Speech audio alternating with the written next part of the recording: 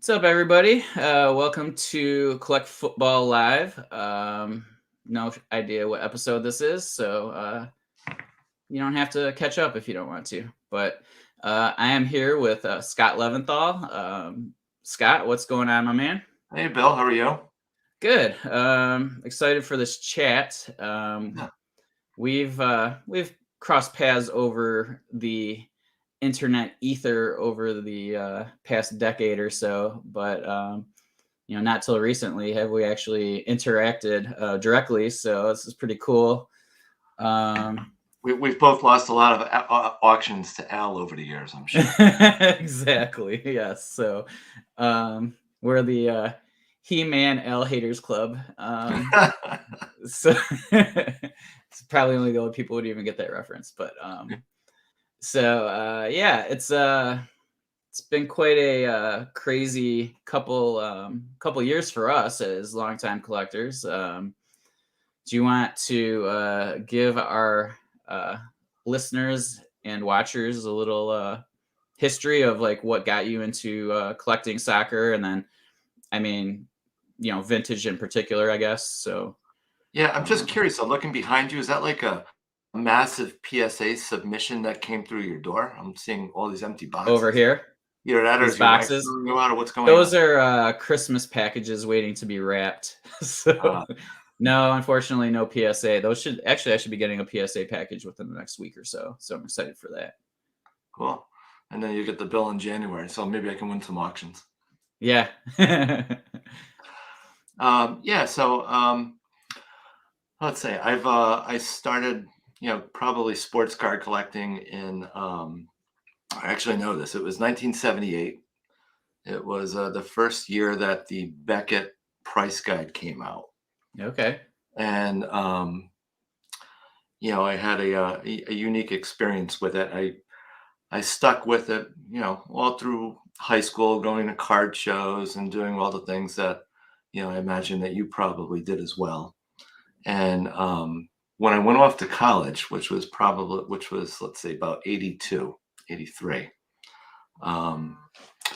That's kind of like right at the beginning of when there was an uptick in interest in football and hockey, and things started to move just being baseball.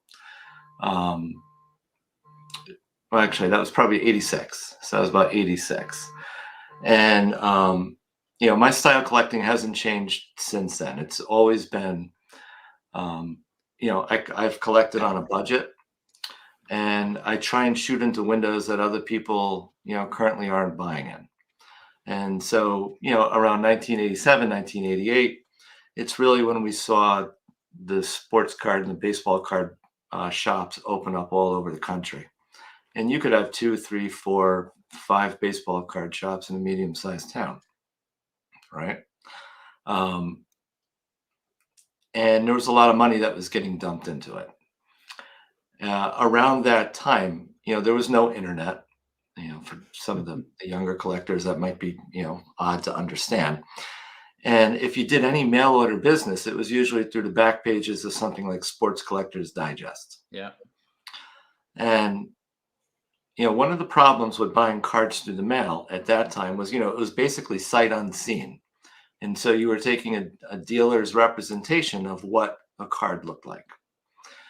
And just before this happened, it's about when the coin market started going to a grading company. And before that, you would buy coins also through magazines and through mail order. And somebody in the coin market came up with the idea of slabbing coins. And that really changed the mail order business of coin collecting. And so you had, people were confident when they sent thousands of dollars across country to do a deal that you were going to get something in a grade that was somewhat consistent with what you thought you were buying. And I remember when that first started coming into baseball cards, and how that really started to change things, because you saw people that lived in other parts of the country, and I live in the Northeast. And so we've always had a pretty good collector base up here. Mm-hmm. But there was a lot of interest that started to drive in from other parts of the country, all of which started to push prices up. And as a college kid on a college budget, it became increasingly more difficult to buy raw cards and sell them and make any kind of a profit because I was getting squeezed out by dealers who had a bigger base, who were doing mail order business and had a lot more money to throw at the project. So at that time, I started to look into, where else can what can I get into that other people aren't buying? And, around 87, 88 is when I started to buy basketball and when I started to buy football and hockey.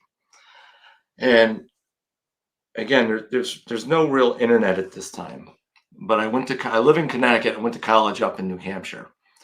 And so New Hampshire at that time was kind of an economically depressed area, but it had a lot of cardboard, especially hockey. And my school was about 4.5 hours from the Canadian border. I had a guy that was a dealer in Connecticut. And what I would do is I would go to sports card shows all up around New Hampshire, Montreal, Vermont, Boston. I mean, I would sleep in my car some nights. And, in the middle of New Hampshire or Montreal in the winter, I mean, it gets pretty cold. Sure. And I would just go and I was just running and gunning. On weekends, I would, spend thousands of dollars.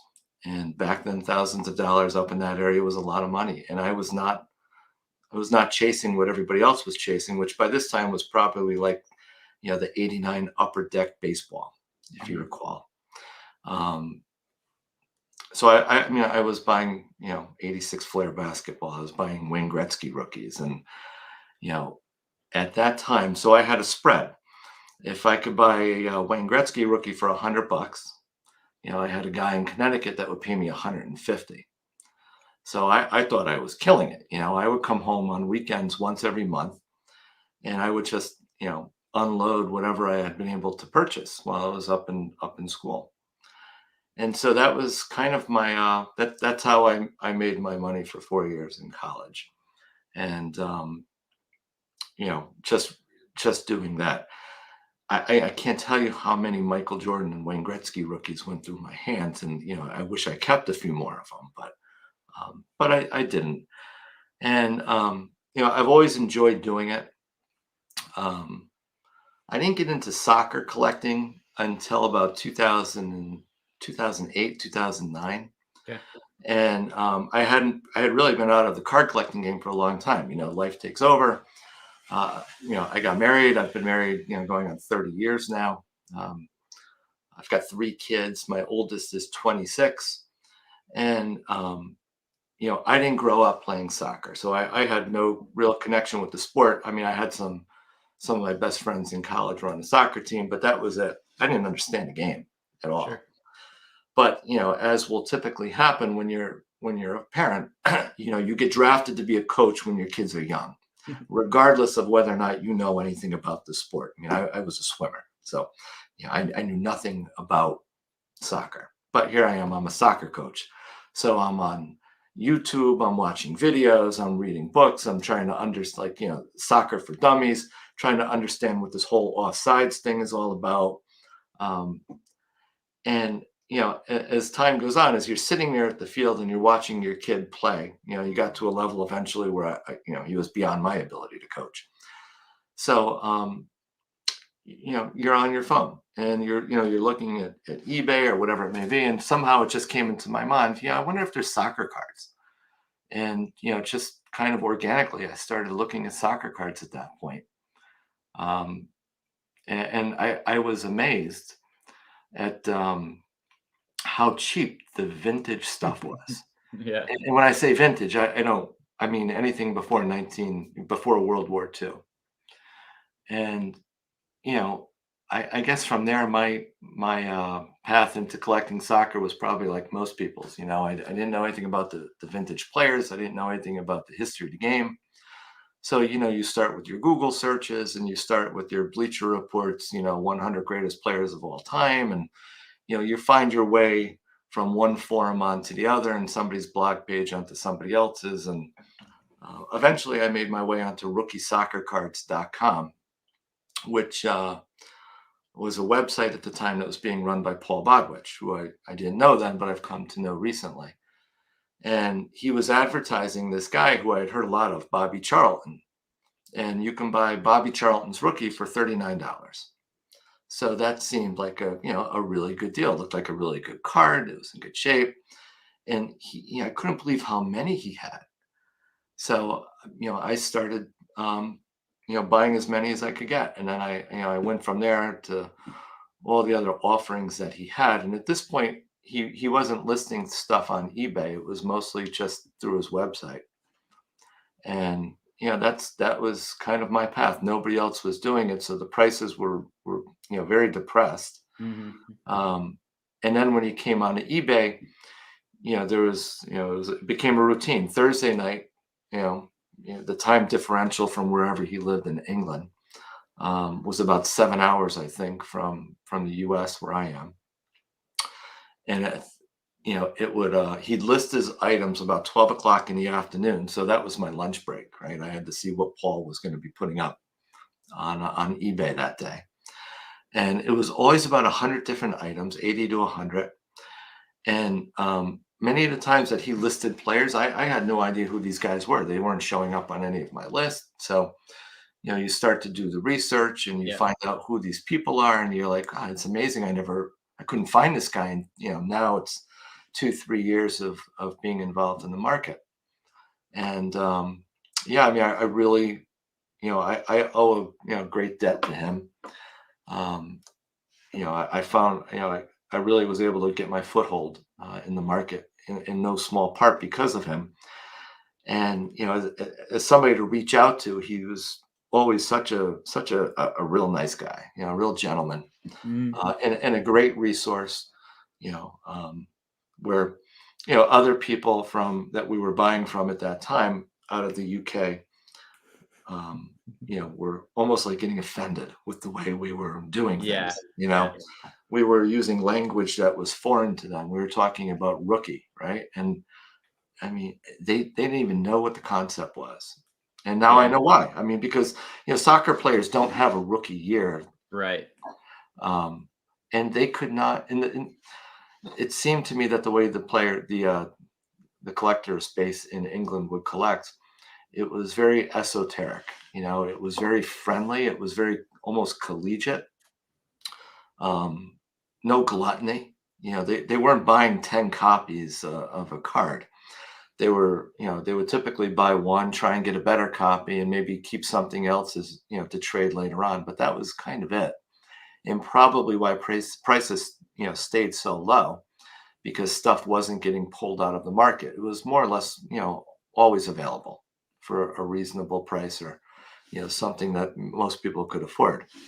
And the collectors really stayed in their lane. Like if you were a Liverpool fan, you didn't want Manchester. There was no Billy Meredith in your collection, right? They stayed in their lane and with their tribe.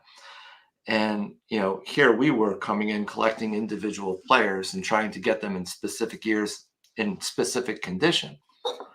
And they just they didn't get awesome. it. They didn't get it. And they used to call it. They used to call me, at least, and probably you too. They used to call me the Daft Yank, which I guess is a polite way, as English people will call dumb. So we were the dumb Yanks. We come in. Who's dumb now? Well, but I look at Paul during that time, and he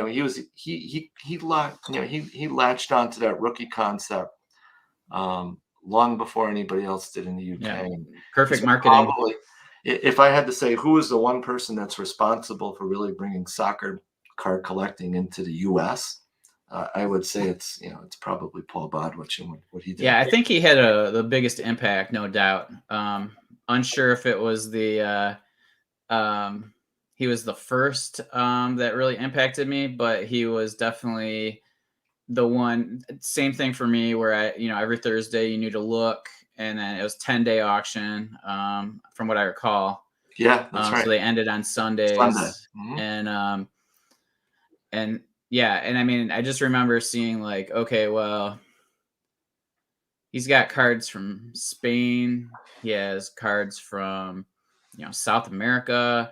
And so I'm kind of going, okay, how, like, he's getting them, so I have to figure out how to get them as well. And so that was kind of what opened my eyes as to, okay, it's time to find those channels to have access to these other items, because I can't just wait for him to list everything. But I remember clearly that I believe there was many cards that he listed that I was just like, what in the hell is this? You know what I mean? And then Yeah. just doing the deep dive into like those sets and certain players, and just like you said, who is this guy? Time to research. And once the internet was around, because like totally, I remember like when I was like in 89, 90, like I ordered like boxes of like 1990 Leaf baseball, like through a cat, like the back of the bucket. It's just like there was no internet, and it was just Right. a whole different world, and the internet just opened everything up to us. So pretty incredible Yeah, the internet, technology. So thank you, smart people. right? The internet and grading, right? Yeah, grading was definitely. Yeah, I remember when PSA came out, and I'm just like, huh, like I wasn't sure what to think about it. I was still reasonably young at that point, but yeah, I wasn't really sure if it was going to take off. And then, of course, it didn't take long to learn that was everything. That's where it was headed. Um, and grading really helped totally, like just being able to. But by that time, the internet had almost coincided, so Right. you were able to get photos anyway. Right. On your But dial-up. yeah, it might take a while, but you'll see a 16-bit photo, Right. uh, pixels everywhere. So okay, so you just kind of was like, were you immediately drawn to vintage, or were you ever looking at like current, or the current players, or kind of were you always like more of a vintage collector? So, before I was in soccer, my approach to collecting was, there were certain cards that I bought at that time, because I was doing it when I was in my 20s and 30s to make money. Sure. And but in order to bring a deal together, right? I mean, anybody that's going around and tried to, clear out people at a card show, you don't want anybody to really know what you're dialed in on, because then they're just going to jam you up the next time you come through. Yeah. So I used to go in and try and put packages together so that nobody could really zero in on what it was that I was truly focused on. And I would put a package together, and I would usually try and include a bunch of vintage baseball or football. And then the way I would break it out, when I came down to Connecticut, the Gretzky's, the Jordans, the modern stuff was liquid, right? So Mm. that got sold, and I would bank the vintage cards, because the way I've always looked at it is vintage is like buying a blue chip stock, right? It's not going to have that crazy appreciation that your modern card will, but it's not going to be susceptible to the ebbs and flows of whatever's going on in the market at that time. And you can walk away from the hobby for 10 years and not worry that the bottom's going to fall out of the value of your asset. So that's why I've always believed in vintage. It's I've just considered it a safe place to park money. Yep. I And agree. so, and so when I went into soccer, the prices were low enough that I didn't have to, get mixed up with the modern card market to try and, buy a bunch of stuff to uh, offset the cost of buying the vintage. I mean, the vintage was so inexpensive, you could just buy it outright and inventory it. So that was my approach. So another thing that just popped into my head, and I might have said this on a previous episode, but do you remember when every card was the same value regardless of who the player was? Yes. Like, Yeah. I bought so many Stanley Matthews rookies for like $3, Right. or like because it was the same price for every single card in the set. Like, oh, those were the days. Yeah. I mean, I can't tell you how many sets I broke. Right? Right. Yep, buying the To get sets at and I bought a lot of the 34 Ardath sets. Oh, totally. And, the three guys that I was pulling out of there was the Stanley Matthews, but also the Jimmy McGrory. McGrory, yep. And the Horatio Carter was another guy that, no, it doesn't even seem to be on anybody's radar at the time. Yeah, that's definitely not But on somebody mine. that should be, because he's got that kind of a resume. Isn't Gallagher in that too? Huey Um, Gallagher? he might be. It's an older card. Yeah. So another one that I did that game with was the 26 DC Thompson adventure Mhm. set. I think it's the adventure set. The second year Dean, what they usually call the Oh, well, it's Action Adventures, the 25. So 26. Oh, it might be. I don't know what it is. it's like the brown tint. Yeah, the one that's like almost. Yeah, it looks like it's You could buy that set toned. for $35, right? So I would buy it, and I would buy it to pull out some of the star cards. I mean, Alex James was another one. Oh yeah, yeah. He's a Preston North End in that set. So just it was good value. Sometimes the sum of the parts are more than the whole. Totally. So. Yeah, that was definitely. It's like we were doing mergers and acquisitions. Right. But you're right, though. I mean, when the guys when the English sellers, some of them can be somewhat, from Burnley. They would list 32,000 cards, and they would, but they would all be the same price. Yeah. From the set. I mean, you could buy a Billy Meredith for as much as you could any other player in the set, and it was about $13. That's wonderful. Yeah, that's I'm getting tingles. It's just amazing. Right. God, you could go back in time. Yeah, it's like we were at the gold rush before they knew it was gold. So, yep. But yeah, that's it sounds like pretty much you and I are very similar in our collecting style. Always typically looking where others are not looking. Right. Looking for the deals. I mean, that's why like before the boom, I was like, I had $7,000 total into my collection. Like it was like incredible. I'm flipping and doing all that too, but like I feel like I have a pretty good collection, and to like only have that much into it, it's just pretty amazing. But it was a lot of work too, right? Like it wasn't just like I mean, we're putting in probably. Family members don't want to know how much time we're putting into that stuff. We're being recorded, but yeah. My wife is well aware. Yeah. Well, I'm sure you're doing all right with it, so I'm sure she's okay with it at this point. Well, yeah, I other than for 40 days during the boom, because I was stuck in here in COVID and was just bored out of my mind. A lot of the stuff I do for work was closed. I listed stuff on eBay during the boom because I couldn't believe the prices I was seeing as they were. I mean, I always thought that the soccer card market was going to blow up. Sure. I didn't think it was going to blow up the way it blew up. Yeah, not that quickly, right? Right. I mean, it went up like a rocket. And then, I started to read some of the stuff on the forums, the other forums about shill bidding. So I was concerned, not so much concerned, but I was curious, am I seeing what I'm seeing? Is it real or is it being manufactured?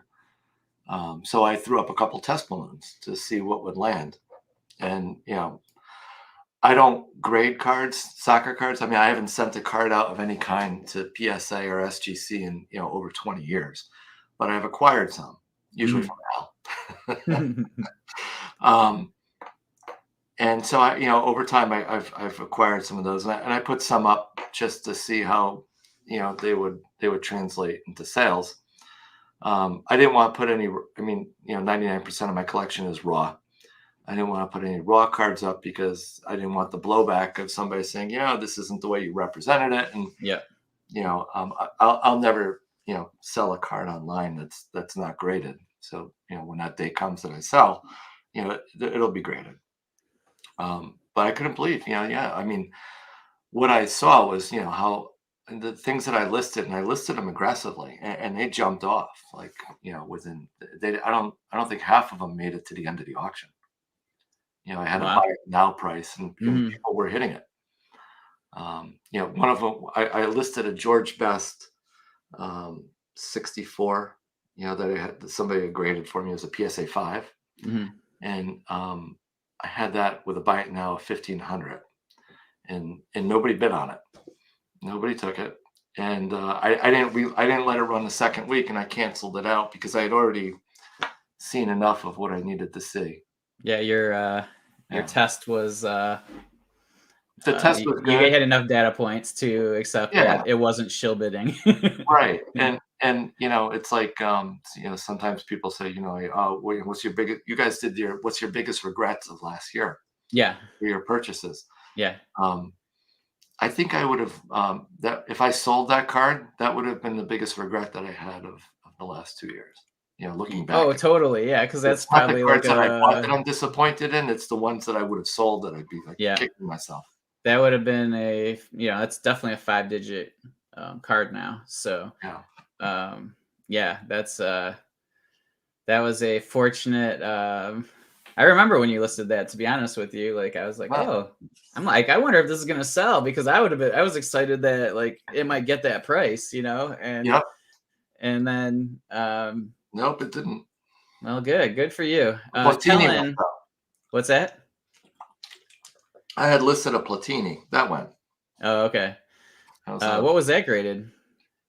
it's like a 1 or a 2. Okay, so It it was had on back the album, damage. yeah. Yeah. Kellen's asking Kellen says he'll give you 1,500 right now. Apparently that's a no, Kellen. And also he asks if you're a fan of the game specifically, and if so, is there a particular team you support? Yeah, so, again, I didn't know anything about the game when I started watching it, and so I started watching soccer, and, in New York, they have, like, these preseason games every year in the US. You might have, be familiar with it in Detroit, right? Yep. So they've And had it at like Michigan Stadium and stuff like okay. that. So yep. So, I brought my son to New York. It's like an hour and a half from where I live. We got on the train. You get out at Yankee Stadium. They have a train that goes right to the stadium. And Liverpool, I think, was playing Celtic. And Oh, so that cool. was the first, live game that I went to. And, from there, so it's a fond memory that I have being with my kid. And so I've been a Liverpool fan ever since. Okay. Yeah. Yeah, I mean, I remember that match actually because it was like, okay, you got Boston, so they're bringing in the Celtic, and then you also have Fenway, so Yep. uh, that made a lot of sense, bringing both those teams in. So yeah, Yeah. that's cool. So Liverpool supporter, that's gonna make Kellen unhappy. He says, "Get him out of here." Kellen's he's the peanut gallery tossing in those comments. I think he clicked unsubscribe when I started talking about 2014 Prism and Premium. So, um, Yeah. Well, I guess I agree with him on that point. you're gonna have to cancel that payment, bro. um, Brad says he appreciates all of your help and advice these last few months, Scott. So, hey, Oh, yeah. Happy to yeah. help out. So, yeah, that's the But, that's a good point. That's and thanks for that, Brad. But so when you and I were collecting baseball in the States, right? I mean, it was cutthroat. You oh know, yeah. um, it was it could be really dirty pool. And one of the things that I really liked when I got back into cards and looking at English cards, I say English because that's really it seems like that was the most defined area of collectors. Well, and if you're collecting pre-war, I mean, that's where most of the pre-war is anyway. Yeah, and they're but so the way they collected, I mean, it was very, very friendly. Yeah. It was it was very helpful. Um, and the soccer card market is still developing in the U.S. and unfortunately, when money comes in and big money, um, attitudes change. Yeah, So everything changes, no doubt. if there's one thing that I hope that we can bring over from our cousins on the other side of the pond, it's that that collegiate mentality where you're not always just looking at each other as competing against each other for something, but it's kind of like a scholarship. If you're a vintage card collector, right? It you have to be a history fan, right? You're Yeah. learning, Yeah.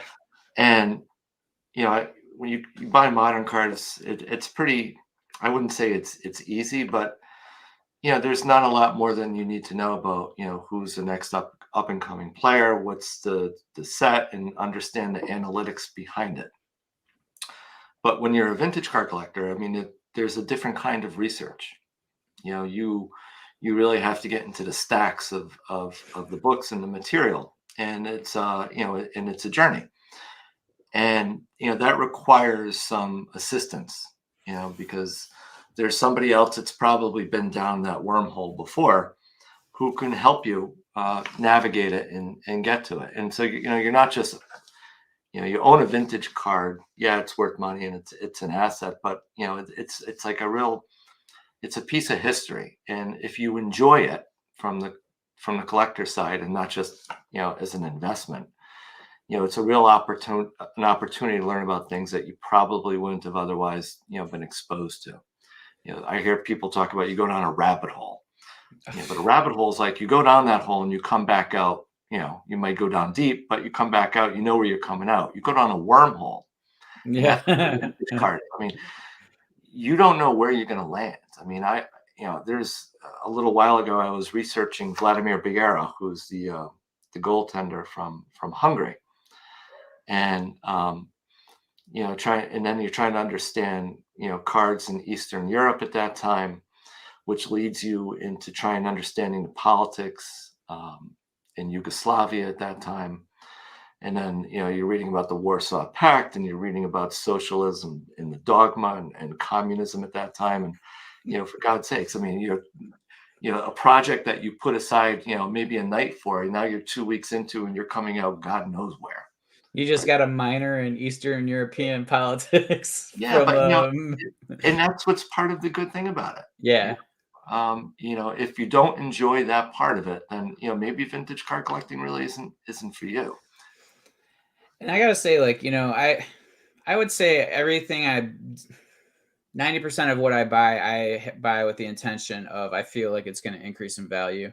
Um, so I think like I do have an investor hat on first and foremost, but then when it comes to me trying to sell things, I realize that that's not quite like maybe the front of my brain is that way, but then like when I get where it gets to my emotions, like it's hard to get rid of some of this stuff, and Right, you know, especially the more you learn about it. yeah, exactly, and And if you have time invested into learning about it. yeah, exactly, and it's like, oh man, and it's the few things that I've really sold that were bigger, what I consider bigger pieces at the time, I've always regretted. Like, I've never regretted buying things really, but Right.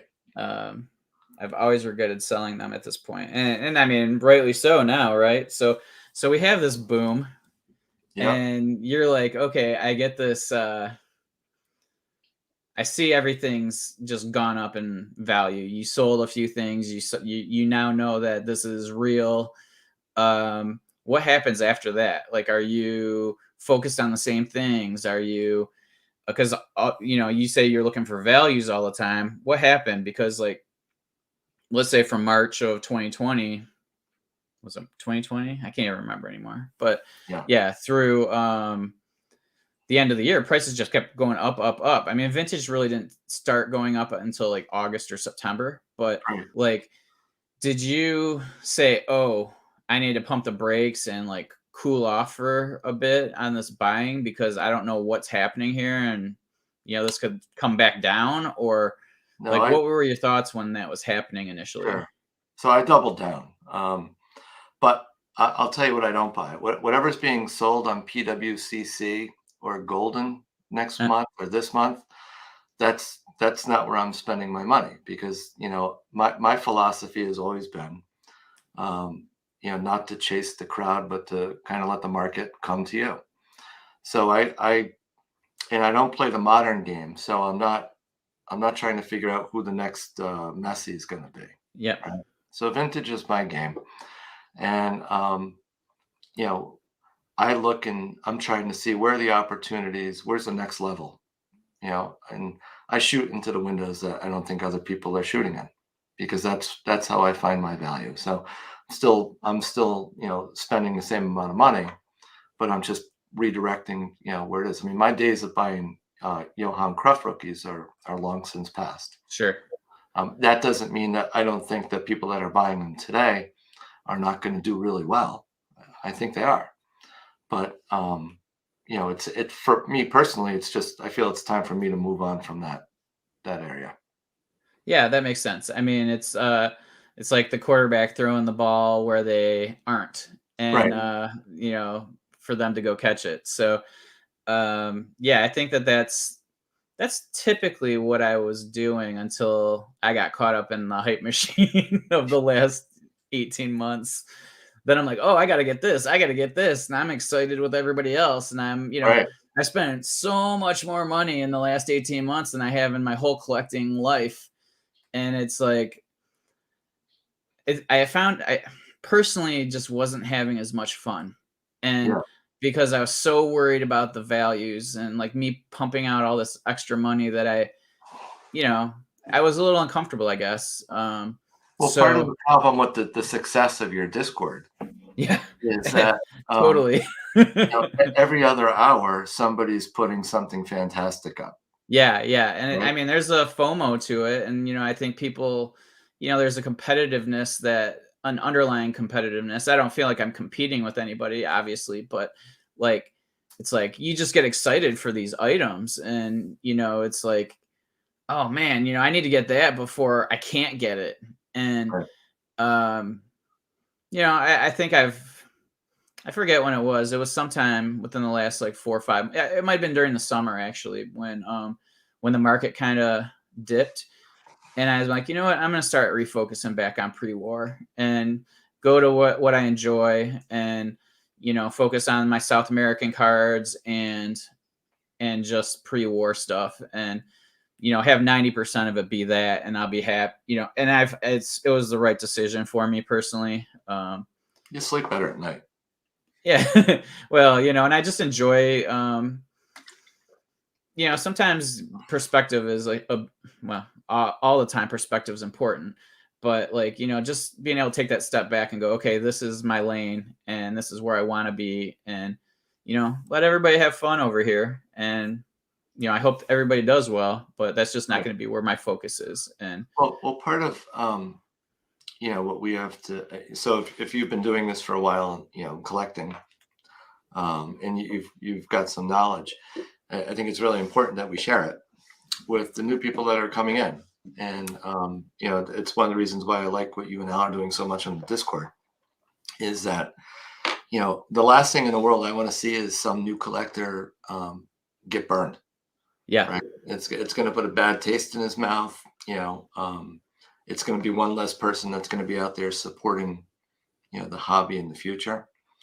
And and I also want to see him make good decisions, right? yeah, So if I can help point somebody in the right direction about players, about specific cards, whether or not I've seen them in the past, I'm it's almost like I feel obligated to do it, because there were aside from Paul Bodwich, I mean, there's James Cotton, Jim Donnelly, and there's so many people that Alan Jenkins, who if it wasn't for them, we wouldn't be sitting here having a conversation that we are today on your show, because yeah, nobody would care. And that's part of the concern.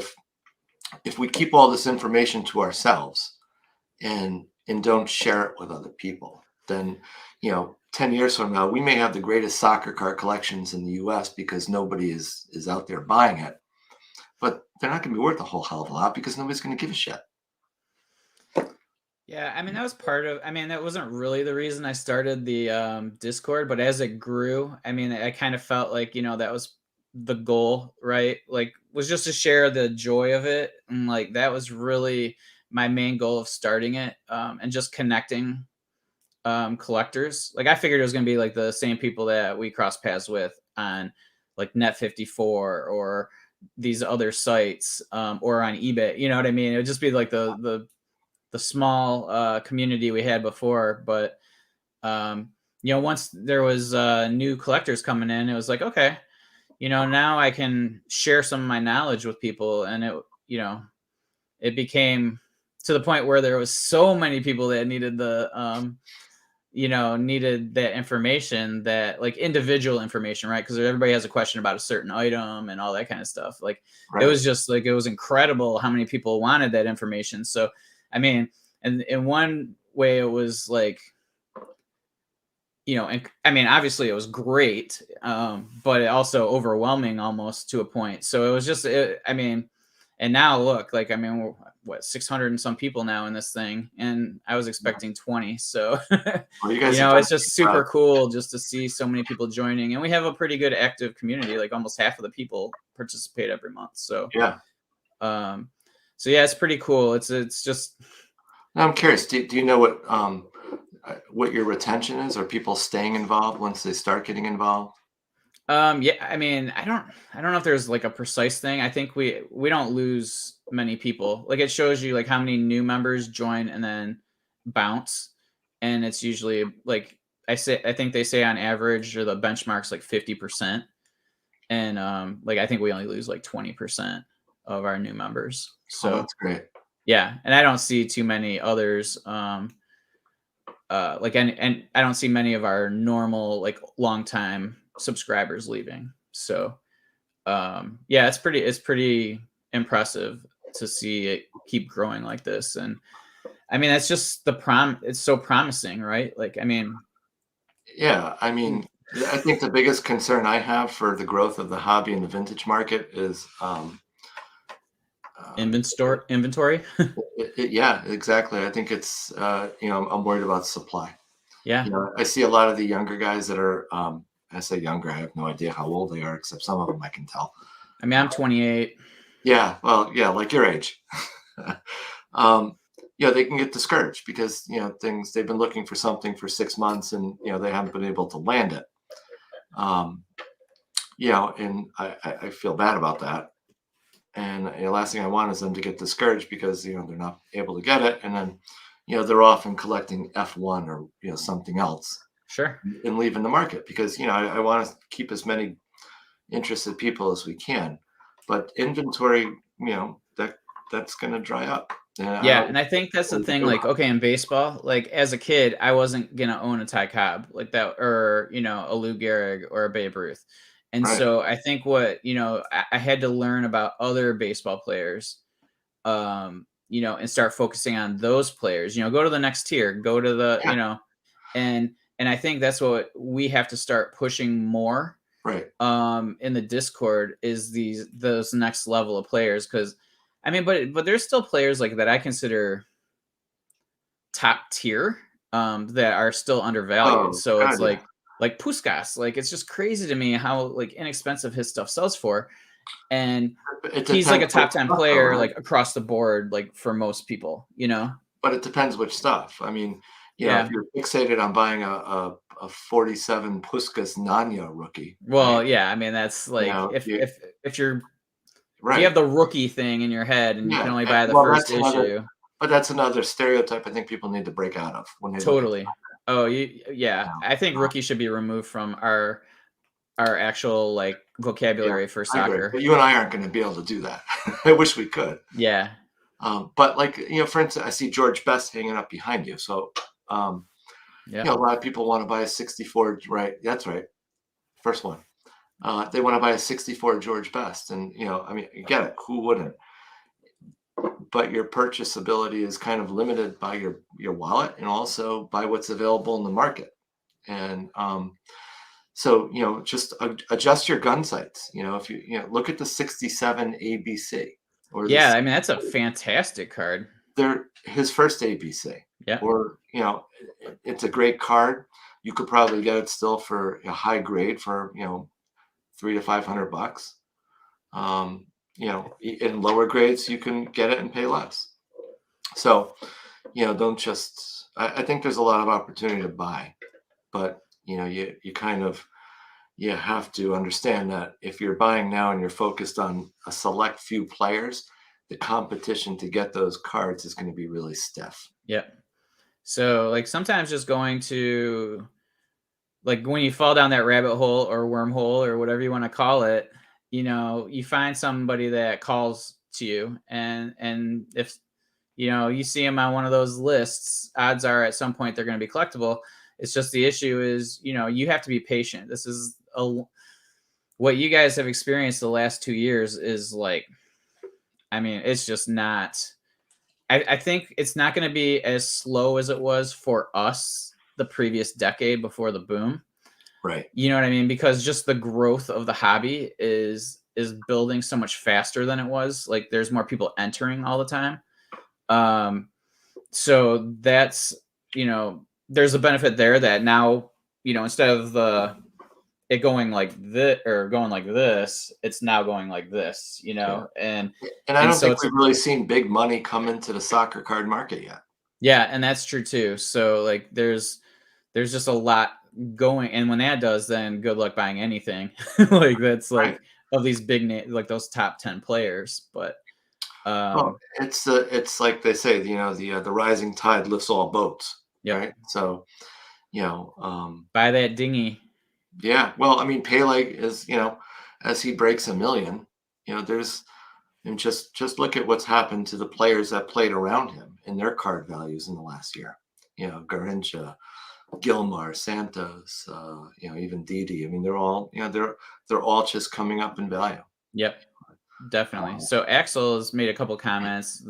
Earlier we're talking about um the prices, and he said with the same reasoning, ticket collecting and dealing has been a real treat the past couple of years. Being a soccer and history lover, is in love with the hobby. Collect and deal what you enjoy. So, that was when I was talking about going back to doing my pre-war stuff, Yeah. and then following that up with deciding what to hold and what to deal is always tough. Been turning my cards into tickets lately for the long term, and I don't see. I think that's a fine move. If that's something like you're going where most people aren't, and if you want to move those cards to tickets, and I mean, we're seeing tickets start to Yeah. grow right now. I mean, you saw that Jordan ticket sell for what, 270,000 just the other To day. be honest, So I know nothing about tickets. no, I mean, I use them, but I mean, other than that, Well, like, if you ever get one in your Connecticut, let me know. I'll help you out. cool. Um, oh yeah, speeding tickets maybe. Yeah, right. I need an attorney. So, but yeah, no, that's what you do. You aim where they ain't, and Yeah. and do that. And I think that's a sound theory. And if you see it, like, I mean, I missed on some of those. Like I bought poker cards, you know what I mean, thinking like that was gonna hit during this boom, and it just didn't. And I Yeah. mean that's okay. Like I'll just throw them in a pile and That's right. see what happens. I bought some Yeah. esports I've got a cards. box of mistakes. Yeah, so like whatever, but like I mean they're cheaper, so it's like I'm not losing much. That's So right. that's the difference. Like you can be wrong and be okay, and Right. it's You're not going to go 10 for 10. correct. Rick also just popped in. I barely was able to get Zamora and Alcantara cards for a decent price thanks to this channel and Al. Yeah, our bad. That's right.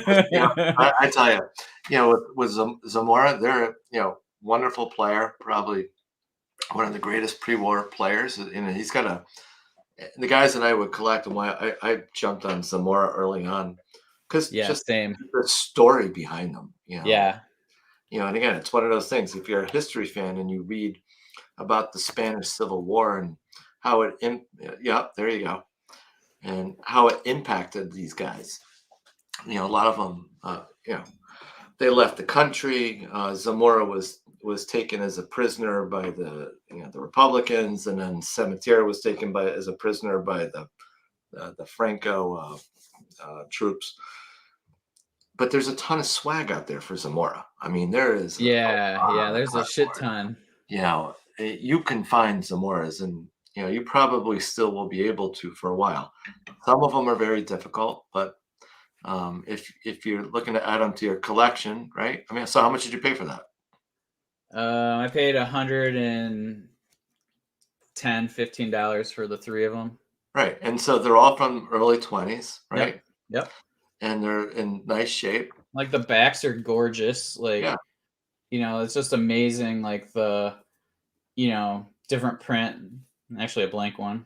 And yeah, oh, and then a lot of these old ones have the stamps of the collectors. right. Um, this Oh, is that J. right? Colomer. I have so many Spanish cards with that stamp on it. It's like we're related by now because I have enough DNA from these cards. But I mean, Um, it's a safe bet, right? I mean, Zamora is one of the greatest players of the pre-war generation. He's a historic player on and off the field, and you spend 100 to $150. How much can you get burned? I mean, if you had to yeah. sell them tomorrow, you're going to get 100 and $150. Well, even if I never get anything out of these, I feel like these are almost like works of art, Yeah, especially the Spanish cards. Like I just think these are gorgeous, and like there's nothing like 20 Spain issues in my mind. So right. like I'll buy those all day, every day. Those are like the more common ones, and I'm Yeah, not, but um, I mean, they must have made a ton of. I mean, because they're still available on Toto, right? And people for the last 2 years have been buying those up like crazy. Yet, they're still out there. yeah. But at Yeah. some point, like I just still think people aren't collecting those Spanish players yet. And I don't really, you don't hear anything about Samitier, and No. like he's like a top three Barca guy, pre-war. So it's pretty pretty untapped still, in my opinion. So Oh yeah. I don't know why that is. I mean, it's one of the bigger leagues, we don't nobody talks about him though. That's two of the why. biggest clubs in the world, with I for a know, long like time that. two of the best players in the world. Um, you know, people are more familiar with the uh, with Zidane's time at Real Madrid or Roberto Carlos or Raul than they are with the guys that go back to Santiago Bernabeu, who the Well, stadium's named after. yeah, and that's the thing too. Like I think people just don't. I get it. Like it's kind of like basketball, right? They care more about what's happening now than they do Right. about what happened in the past, and if that's such a long time ago that it takes some work to get there. And it And depends on the people and the kind of person that's collecting. yeah, so we Yeah, have like 500. Let's say of the 600 people in the Discord, probably 300 of them are vintage people, right. and you know what I mean. So it takes time for it to just trickle down, and I we went in knowing that was going to take a long time for collectors to get there, and But that but they're that's getting there probably now, but and that's and probably a so lot of vintage, right? I mean, I don't think that the market of soccer card collectors is probably 50-50 between modern and vintage. I would think no, totally not. No, I yeah, would say it's probably 95-5, to be right, honest. Yeah. right. And part of the reason for that, I think, is that I mean, it takes a lot of time and effort to appreciate, the vintage because you got to read, you got to do your research. And I think that like as people get older, they start to realize the game with the modern collecting, Right. that like it's it's hard to win all the time. I mean, if you can get it down and you can win, but like buying rookies, or it's a losing proposition unless you're flipping constantly. Like betting on certain players oftentimes is a losing proposition. And so you kind of go, okay, where is it safer where I can still get great players of all time, that sort of thing. And I Yeah. mean, at least that's how my mind worked. And I think, some of these collectors now, maybe 10 years from now, 20 years from now, they're going to kind of, a light bulb will go on over their head and say, I need to start looking further back. And So what I'm curious, we haven't, the soccer card market, the money that's being spent, even in the modern side now. I mean, it's new within the last 10 years. We haven't been through a cycle yet where we see one of the all-time, greats like, Cristiano Ronaldo or Lionel Messi. We haven't seen that period yet where their careers decline, they retire, and interest drops because that's what's going to happen. I get there's always going to be a demand for them, but it's not going to be the same as when they're in their prime. So there's always that lull. yep. Mhm. And now maybe it may not translate across the board where every Ronaldo card goes down in value, but I would guess a lot of them will. And there may Yeah, be some that are gonna hold their value and go up because they're gonna be the prizes. I get that. But as there's a lot of stuff out there that were printed for a lot of years. And the modern card collector is always gonna be interested in chasing the next Ronaldo. So, 5 years from now, do you think that the new kid coming in buying soccer cards is really gonna, care about a Ronaldo card that's 6 years after his rookie? I don't, but I think that I think soccer's a little different in the fact that the collector base is growing much faster than any other sport. So I think that the dip for those, particularly their early issues or their really high demand issues right now, Mm, might be buffered by the increased demand. collector And base. I do you see. know what I mean? So, Yeah, I think that it may, and we might see that, and I think people might freak out if we see a dip, a little bit of a dip, and that might be a buy time. But I think long term, I just don't see there being a a material drop in the values of the rookies for yeah. or the high demand issues of those players. If it was baseball, that's a whole different story, just because the collector base is going the opposite direction, So But don't you think that's why, as much as the modern card collectors may not be interested in vintage, and the vintage collectors seem to really dislike modern card collectors, they the way I view it, they kind of need each other. oh, there's absolutely no If doubt. if there isn't a strong vintage market, then 10, 15, 20 years from now, who's your Ronaldo or your Messi or your Miroslav Klose, your Lewandowski, who's going to care about that? Yeah, If you don't have exactly. a vintage base to fall back on as a floor that's going to keep your card value up, um, then anybody buying that card today needs to know that they're buying an asset that's just going to depreciate over time. Yep. And by the same token, if you're a vintage card collector and you want to see, your card market and your values go up, you need the influx of money that's going to come from like you said, the 95% of the other part of the modern card market to be invested in the idea of growing a vintage card market.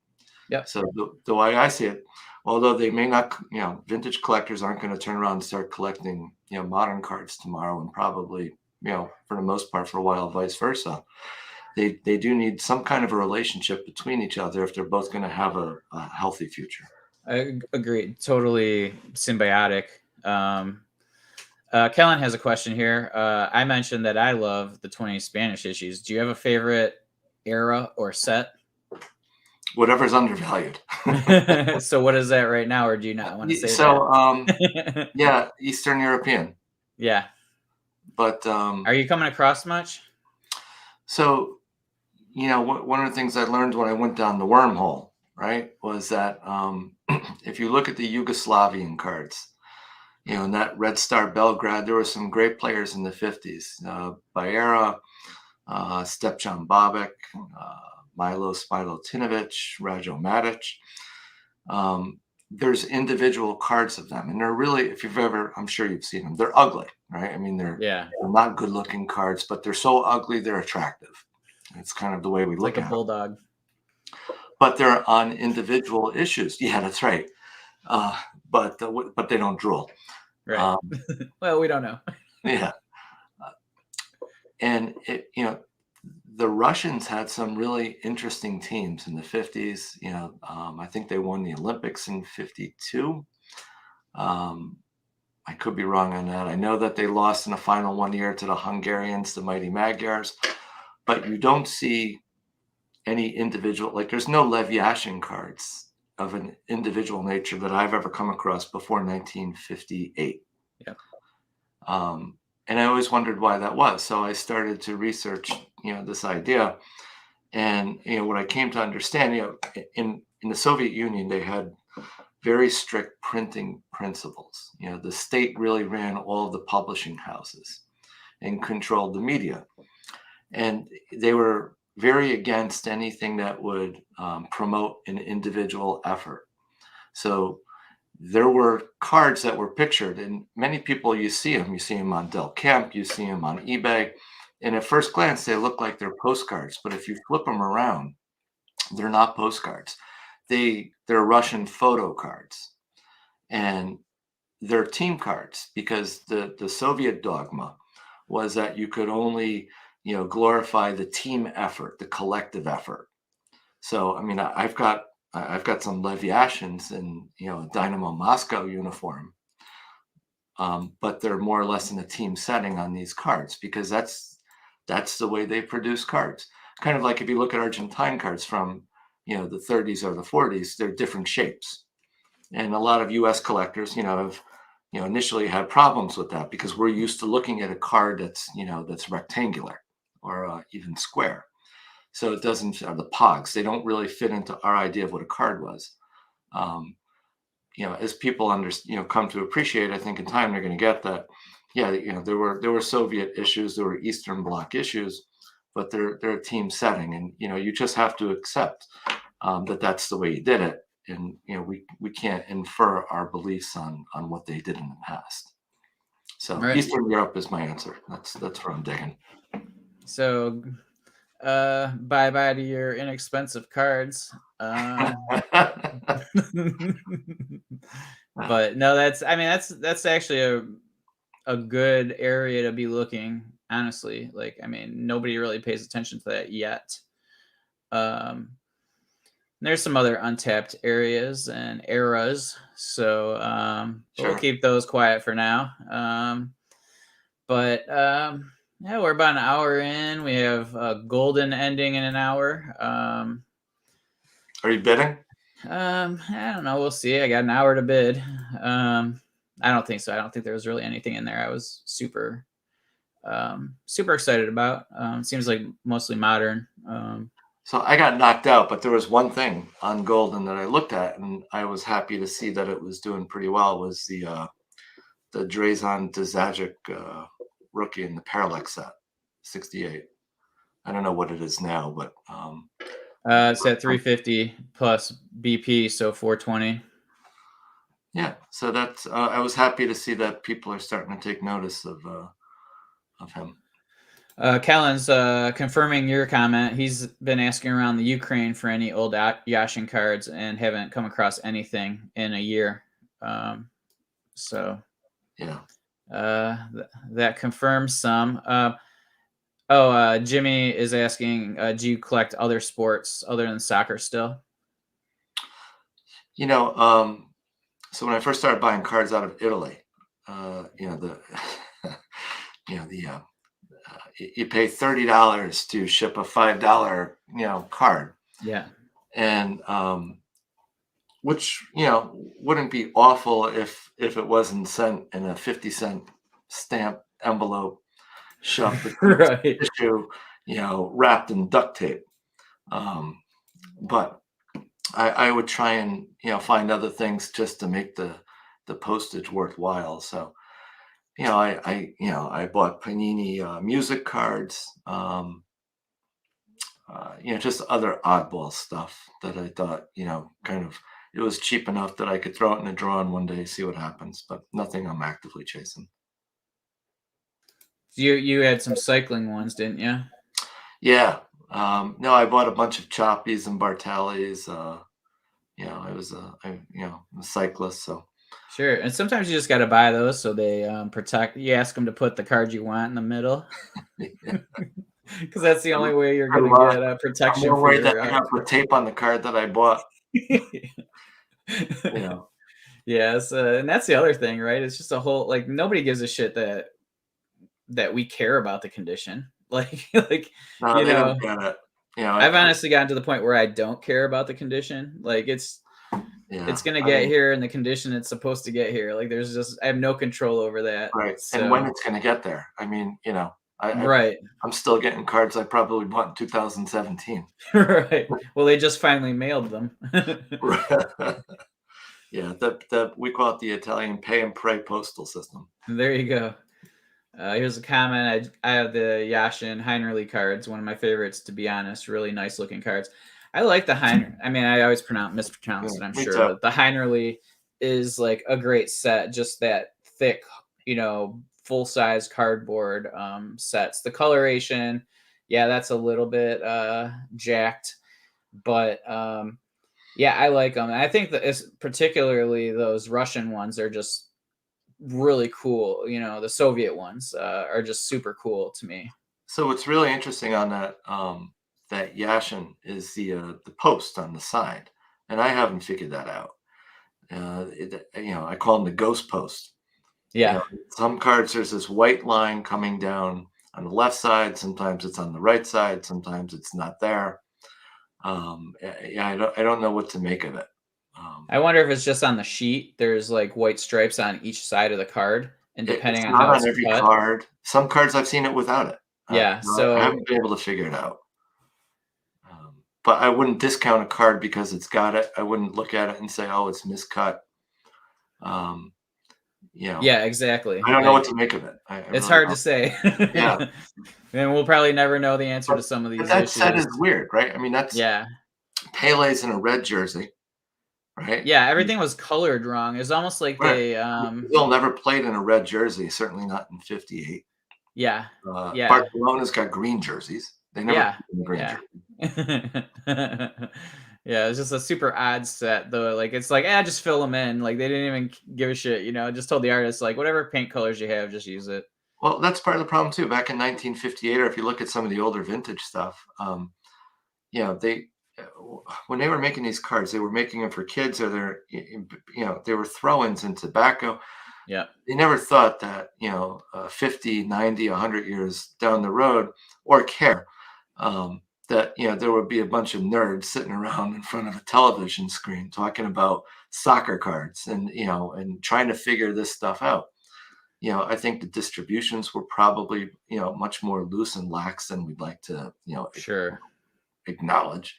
I think a lot of stuff, the Ogdens was probably maybe manufactured 1 year, but certainly distributed probably several years.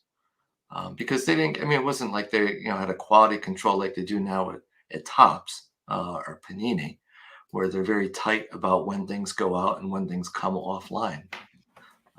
So, that's just part of it. Yeah, I mean that's oh, John just mentioned been pulling stuff out of Czech. They have single issues all the way back to the 30s. Yeah. Yeah. Well, one of the things about, Yugoslavia, um, they're a communist country after World War II, but they didn't sign the Warsaw Pact, so they weren't subject to the dogma of the Soviet Union. So that's why, like you look at the Yugoslavian team, there's individual cards because the printing restrictions that applied in the Soviet bloc countries didn't apply in Yugoslavia. Yeah, so yeah, and there's some really good stuff coming out of Zemun Belgrade for the 30s. Somebody I think it was Keith, put up a really interesting Blažo Marjanovic that he pulled out recently. Oh, cool. Yeah. I don't remember seeing that, so I have to check that out. But anything else on your mind? No. No. Yeah. So speaking of this, get out of the way. That is going Yes, to George. Golden next month. So anybody that wants a Oh, what grade? wants a George Best rookie, there will be one on Golden next for the January auction. So other than that, you need to put the ABCs on PWCC behind it, so you let the George Best set the table for you. yeah, well, George Bestel is a big 64 piece, so like I don't have to sell all the other stuff. It's a 4, Kellen. So yeah, but Scott, appreciate you being on here. If we don't have anything else, I really appreciate your time. Put in a good shift here. Yeah, thank you. I appreciate it. It's nice to finally talk up with you online. Oh yeah, man. We'll have to do this again. Maybe we can get a powwow of all the old guys. We'll do a show. We'll have like a round table of old guys, so these young bucks can hear war stories. We'll just need to have bathroom breaks for Al, so he for me too, man. Jeez. Yeah, we'll all have cigars, and we'll have like a fire, and just we'll shoot the shit. Or maybe we Yeah, just do that anyway. We just go somewhere and do that. that would be a good time. Hell yeah. We're So all stateside. right. All right. So everybody, thanks for watching. It's pretty cool that you guys take time out on a Saturday night to come watch two old guys talk about cards and cardboard. And That's the antithesis of cool. You guys should have better lives if you're young. What are you doing sitting at home watching us talk about cardboard? Yeah, right. But I appreciate it, and we'll see you guys on the Discord. So have a good night, and happy holidays to everybody. Happy New Year. Oh, we will be doing Al and I will be doing a state of the market this week also. So make sure you check that out. So anyway, good night everyone, and we'll talk to you soon. Thank you.